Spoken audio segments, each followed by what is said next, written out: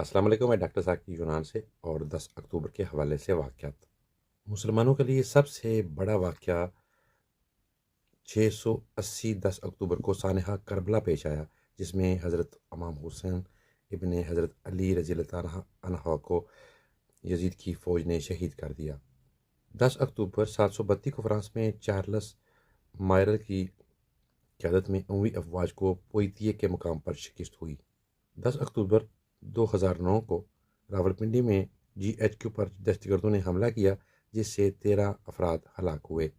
10 اکتوبر 2015 کو ترکی کے دارالخلافہ انقرہ میں ریلوے اسٹیشن کے قریب بم دھماکوں کے نتیجے میں 102 افراد ہلاک ہوئے اور 400 سے زائد زخمی ہوئے۔ 10 اکتوبر 2000 کو سری لنکا کے سابق وزیر اعظم سری ماؤبند رانا انتقال کر گئے۔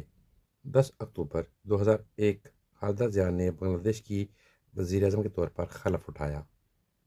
10 اکتوبر 2003 میں ہندوستان نے اسرائیل اور روس کے ساتھ ایک معاہدے پر دستخط کیے۔ 10 اکتوبر 2005 کو انجیلا مورکل جرمن کی پہلی خاتون چانسلر بنی۔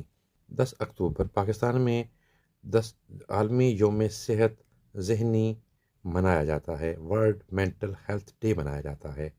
10 اکتوبر کے حوالے سے یہی معلومات تھی۔